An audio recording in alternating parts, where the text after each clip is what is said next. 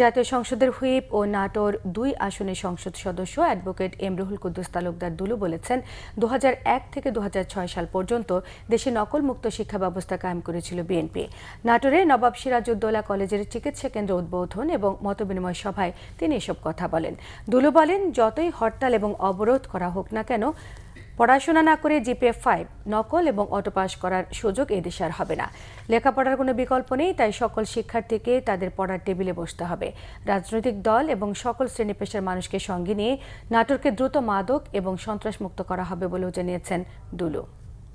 6 পর্যন্ত বাংলাদেশের নকল মুক্ত শিক্ষা ব্যবস্থা কায়েম করেছিল বিএনপি। আমরা চাই এই নকল অর্থাৎ না পড়ে GP-5 না পড়ে গোল্ডেন 5 এই পড়া বাংলাদেশে হবে। যতই হরতাল করেন অবরোধ করেন, নকল করে পাস করা অটো পাস করার এই সুযোগ আর হবে।